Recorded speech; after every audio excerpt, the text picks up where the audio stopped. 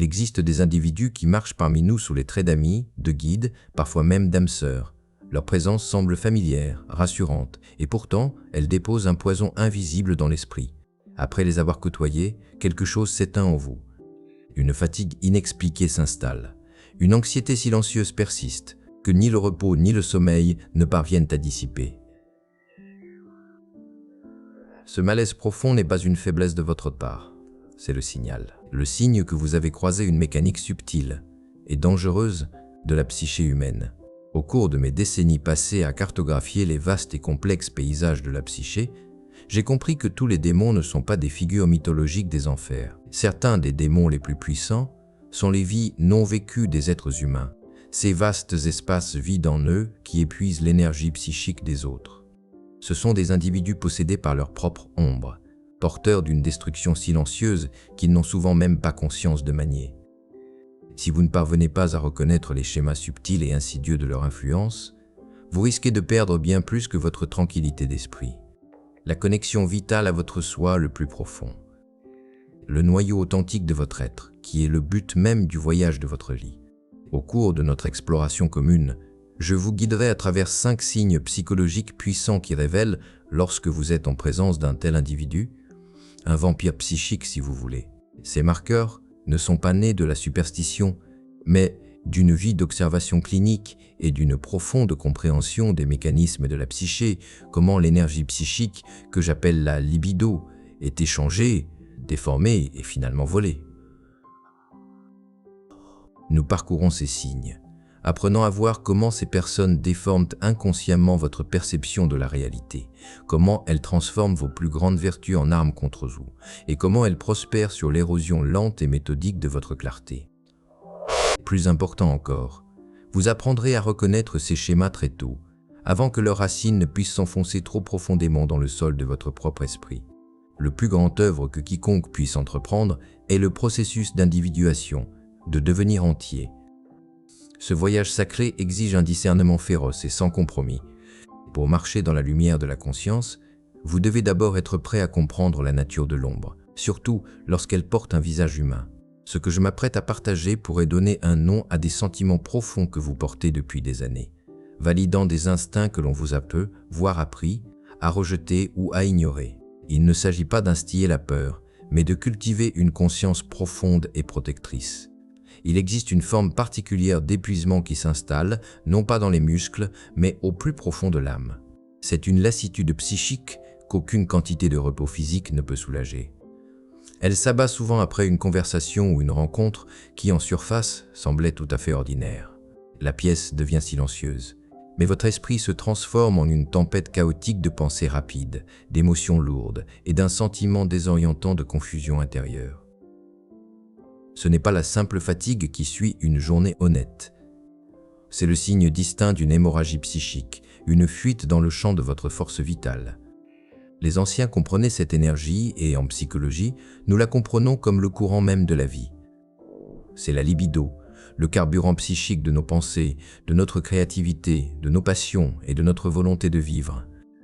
Une psyché saine et intégrée sait comment générer cette énergie par un engagement significatif avec la vie, comment la contenir, comment la diriger consciemment vers la croissance et le sens.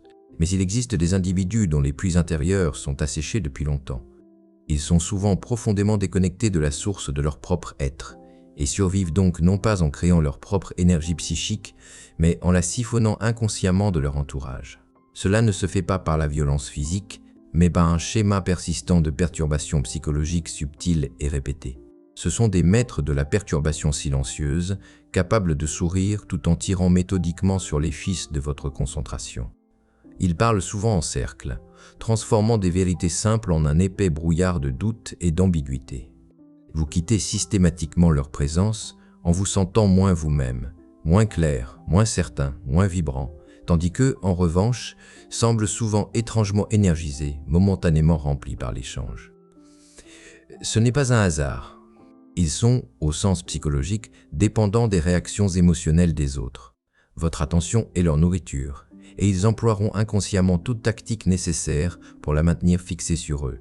La simple louange ne les satisfait pas, ni le conflit direct et honnête. Ce qui nourrit vraiment leur vie intérieure, c'est votre état de tourmente, votre confusion, votre culpabilité, votre rumination mentale incessante. Tout cela est une forme puissante d'énergie psychique, et ils sont maîtres dans l'art de vous l'extraire sans jamais poser la main sur vous. Un patient m'a un jour demandé comment il pouvait savoir avec certitude si un proche le drainait de cette manière. Donc, je lui ai suggéré un simple exercice d'auto-observation après votre prochaine conversation. Allez vous asseoir seul dans un silence complet.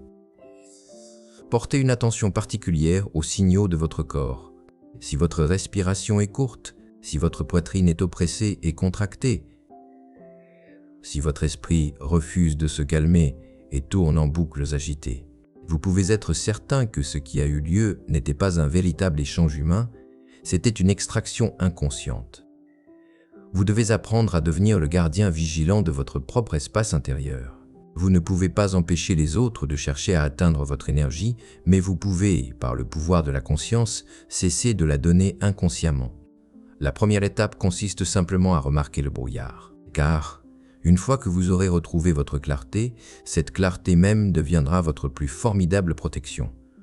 Tout ce qui est toxique dans ce monde n'a pas un goût amer. Certains des poisons les plus puissants sont administrés avec un sourire, enveloppés dans le déguisement réconfortant de la familiarité et de la chaleur. L'une des leçons les plus cruciales pour comprendre la psyché humaine, c'est la nécessité de regarder au-delà de la surface, au-delà du masque social que j'appelle la persona. Le monde est une grande scène sur laquelle nous portons tous notre persona. Pour un individu sain, la persona est une interface fonctionnelle et nécessaire avec la société, un masque flexible qui permet une interaction sociale fluide sans révéler tout le contenu de son âme. Le danger survient lorsque la persona d'un individu n'est pas un pont vers le monde. Le prédateur psychique révèle rarement sa vraie nature ouvertement. Il opère à travers un charme désarmant, une synchronisation impeccable, une précision calculée conçue pour contourner vos défenses naturelles. Il apprend à parler votre langue, à refléter vos valeurs les plus chères, à offrir une oreille attentive et une épaule de soutien. Mais souvent seulement lorsqu'il y a un public pour témoigner de sa prétendue bienveillance. Il étudie les rythmes de votre cœur et de votre esprit, non pas pour établir une connexion authentique, mais pour utiliser ces rythmes afin de vous attirer dans sa propre orbite chaotique et inconsciente. C'est précisément pourquoi le développement du calme intérieur n'est pas un luxe spirituel, mais une nécessité fondamentale pour la survie psychologique. Pour voir à travers une illusion magistralement construite, il faut un esprit calme et discipliné. Vous devez devenir suffisamment immobile intérieurement pour sentir la dissonance subtile entre les paroles d'une personne et sa véritable signature énergétique, pour percevoir la différence entre sincérité authentique et stratégie bien rodée. Les plus dangereux de ces individus discuteront rarement directement avec vous. Au lieu de cela, ils vous flatteront, vous louangeront et créeront un sentiment intense d'être unique et compris. Mais si vous les observez sur une période suffisamment longue, un schéma crucial et révélateur émergera inévitablement. Leur gentillesse est hautement sélective et profondément calculée. La véritable mesure du caractère d'une personne ne se révèle pas dans la façon dont elle traite ses égaux ou ses supérieurs, mais dans la façon dont elle traite ceux qui n'ont aucun pouvoir sur elle, ceux qu'elle n'a rien à gagner à manipuler. Observez-les, interagissez avec les animaux, avec le personnel de service, avec les personnes âgées, avec quiconque ne peut faire avancer leur agenda personnel. C'est dans ces moments non gardés, apparemment insignifiants, que la vérité de leur caractère finit inévitablement par transparaître. Montrez leur chaleur et respect, même lorsque le masque de la compassion tombe. Dès que la personne en face d'eux n'est plus d'une quelconque utilité, la relation fondamentale de leur rapport avec les impuissants révèle le véritable état de leur âme. Ce ne sont pas leurs paroles éloquentes ou leurs postures confiantes qui racontent la véritable histoire, mais leurs réactions instinctives et non filtrées. La véritable force psychologique est toujours liée à l'humilité. Elle s'incline devant la dignité inhérente de toute vie. Elle n'a jamais besoin de diminuer le petit pour se sentir grand. L'individu qui a un besoin compulsif de rabaisser les autres, de manipuler l'innocence ou de dominer les silencieux et les doux n'est pas fort, il est profondément creux et utilise sa performance de force comme un bouclier désespéré pour cacher ce terrifiant vide intérieur à lui-même comme au monde. Pour devenir le maître de votre vie, car une fois que vous apprenez à voir à travers l'illusion de la persona, le danger n'est plus caché. Une fois qu'il n'est plus caché, il perd son pouvoir insidieux de vous contrôler. Il existe une forme silencieuse de dommage psychologique qui ne vous brise pas d'un seul coup violent. Elle vous plie, lentement et doucement, si doucement que vous ne remarquez guère, peut-être même pas la distorsion, jusqu'à ce que vos propres fondations psychiques commencent à se fissurer de façon irrévocable. Ce processus insidieux commence souvent en ciblant de plus grandes forces, votre capacité à faire confiance, votre profond puits de compassion, votre loyauté inébranlable. Vous ouvrez votre cœur, offrez une patience qui semble sans limite, donnez de votre temps et de votre énergie, sans rien exiger en retour.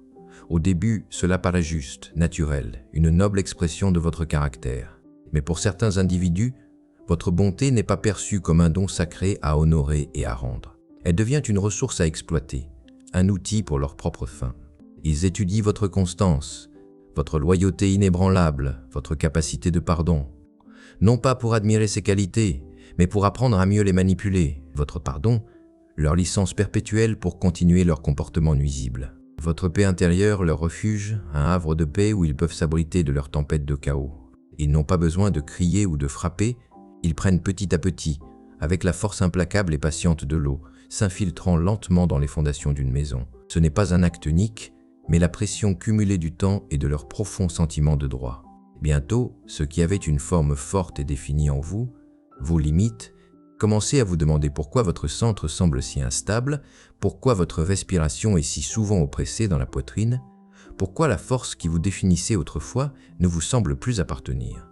C'est l'érosion lente, non pas de votre caractère lui-même, mais de la conscience qui est censée le protéger. Un principe fondamental de la santé psychologique est que nos vertus doivent être guidées par la conscience. La discipline doit servir la vérité, non permettre la tromperie. La loyauté doit être accordée à ceux qui l'honorent, non à ceux qui l'exploitent. La bonté, pour être une véritable vertu, doit être associée à la sagesse. Sinon, ces nobles qualités deviennent des armes entre de mauvaises mains, avec un effet dévastateur sur leurs propriétaires. L'esprit doit rester éveillé, même lorsque le cœur reste ouvert. Votre conscience est le bouclier, la faculté qui vous permet de percevoir les tout premiers signes de cette décomposition intérieure. Non pas quand tout se brise, mais quand tout commence à dériver. Vous remarquez quand votre oui devient trop automatique, quand votre silence n'est plus synonyme de paix mais d'évitement, quand votre force commence à ressembler moins à de l'intégrité qu'à de la soumission. À cet instant de clairvoyance, votre conscience devient votre épée. C'est avec cette clarté renouvelée que l'érosion s'arrête, personne ne peut tordre les parties de vous que vous refusez consciemment d'abandonner. Certaines guerres ne se livrent pas sur les champs de bataille avec une agression manifeste. Elles se déroulent dans les paysages silencieux et invisibles de l'esprit, dans les espaces entre les mots, où le doute est semé et cultivé sans relâche. Le prédateur psychologique ne cherche pas toujours à infliger des dommages physiques. Son but plus profond, souvent inconscient, est de coloniser votre psyché, de prendre possession de la façon dont vous voyez, pensez et ressentez. Il cherche à s'asseoir au centre de contrôle de votre esprit, à réarranger les meubles jusqu'à ce que la pièce ne soit plus reconnaissable comme la vôtre. Lentement, pièce par pièce, vous cessez de faire confiance à votre propre mémoire. Vous commencez à remettre en question vos instincts, ces sentiments primaires et non rationnels qui vous servaient autrefois de boussole la plus fiable au monde. Vous doutez de ce que vous savez au plus profond de vous. Être réel, ici, n'a rien d'un accident. C'est une stratégie de domination psychique d'une redoutable efficacité, le plus souvent exercée de manière inconsciente. Il s'agit de l'une des formes de contrôle les plus anciennes et les plus insidieuses. Lorsqu'ils parviennent à fissurer votre clarté intérieure, ils n'ont plus besoin de diriger vos actes. Vous commencez alors à vous surveiller vous-même, à lisser vos pensées, à censurer vos émotions, jusqu'à les aligner, sans même vous en rendre compte sur leur version altérée de la réalité. La clarté n'est pas un luxe optionnel. Elle est la source même de votre pouvoir psychologique et de votre survie spirituelle. Sans un esprit clair, vous ne pouvez pas naviguer dans les immenses complexités de la vie. Vous perdez la capacité cruciale de savoir quand agir, quand rester immobile, quand dire la vérité ou quand se retirer en silence. Lorsque quelqu'un est autorisé à obscurcir votre vision intérieure assez longtemps, vous perdez la capacité fondamentale de naviguer dans votre propre vie. Ceci est souvent accompli par ce que j'appelle la projection de l'ombre, la partie de la psyché qui contient tout ce que nous refoulons, non pas à propos de nous-mêmes, mais à propos de nos insécurités, notre avidité, notre irrationalité. L'individu inconscient ne traite pas sa propre ombre, il la projette sur les autres. Ils vous accuseront de choses même dont ils sont coupables, insisteront sur le fait que des événements que vous vous souvenez clairement ne se sont jamais produits. vous diront que vous êtes trop sensible, que vous avez mal compris leurs intentions, alors qu'en réalité, ils projettent sur vous leurs propres instabilités émotionnelles et motivations confuses. Ils le font non pas parce qu'ils croient à leurs propres inventions, mais parce que leur survie psychique dépend de ce que vous y croyez. La partie la plus dangereuse de ce processus est que vous finissez par intérioriser leurs projections. Vous commencez à douter de votre propre réalité. Vous baissez la voix, vous faites plus petit, vous vous excusez pour des choses que vous n'avez jamais faites. C'est ainsi qu'une âme vibrante devient un fantôme, respirant encore, mais n'habitant plus vraiment sa propre vie. Mais cette clarté, une fois perdue, peut toujours être retrouvée. Le chemin du retour passe par le calme. En vous éloignant de la source de la distorsion, en vous asseyant avec votre souffle, en revenant au rythme naturel de votre être, le sortilège commence à se briser. Dans le silence, la vérité remonte doucement à la surface. Vous vous souvenez de ce que vous avez vu, vous validez ce que vous avez ressenti. Vous cessez de chercher à l'extérieur l'autorisation de croire en votre propre esprit. Des passibles, vous cessez de chercher à l'alisation de croire en votre propre esprit. Et, lorsque cela se produit, lorsque votre clarté revient comme le soleil perçant un brouillard, toute l'illusion qu'ils ont construite autour de vous s'effondre en poussière. Car leurs projections n'ont de pouvoir que tant que vous êtes prêt à abandonner votre propre vision. Au moment où vous la revendiquez, ils ne peuvent plus atteindre votre noyau. Il y a certains individus qui ne s'étonnent pas en présence de votre douleur. Ils la regardent, l'observent, et quelque part au fond de leur extérieur calme et maîtrisé, une satisfaction subtile s'installe. C'est un changement silencieux, presque imperceptible dans leur énergie.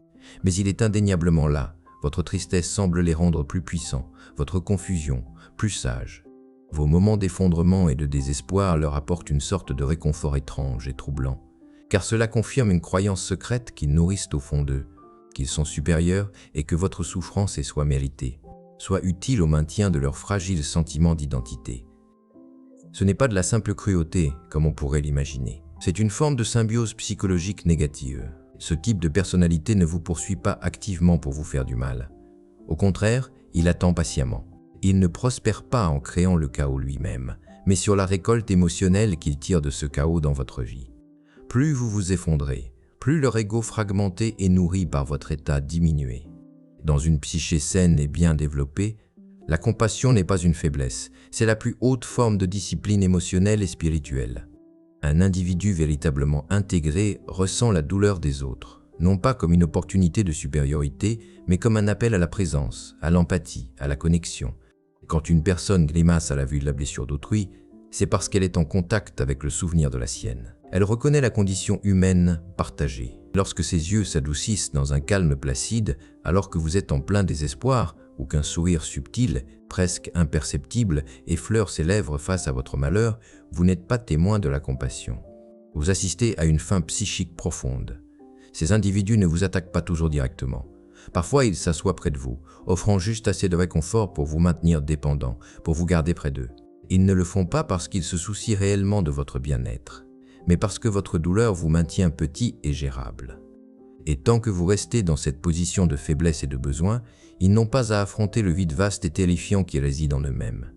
Une vieille vérité psychologique affirme que certains prédateurs ne frappent pas directement. Ils étudient, ils écoutent attentivement, mais leur cœur reste froid. Mais celle de la paix, mais celle du calcul et du contrôle. Mais celle du calcul et du contrôle attend attentivement, commet et d'écoute des contrôles francs, appentedive nécessaire pressant des... Il existe un moyen simple mais profondément révélateur de voir cette vérité par vous-même. La prochaine fois que vous serez en leur présence, parlez d'une joie authentique. Partagez un succès récent, un moment de profonde guérison ou un nouveau sentiment de confiance en vous. Ensuite, observez leurs réactions très attentivement. Si votre guérison les rend distants ou dédaigneux, si la lumière de votre bonheur les fait physiquement se déplacer ou détourner le regard, vous avez vu au cœur de leur ombre, et une fois que vous l'avez vraiment vu, vous ne pouvez plus l'ignorer. Le grand œuvre de la connaissance de soi consiste à protéger votre énergie vitale, non seulement contre l'agression manifeste, mais aussi contre ces mains silencieuses et souriantes qui vous drainent. Car atteindre la paix intérieure ne consiste pas seulement à éliminer le bruit extérieur, il s'agit aussi d'éliminer ceux qui se réjouissent silencieusement de votre souffrance.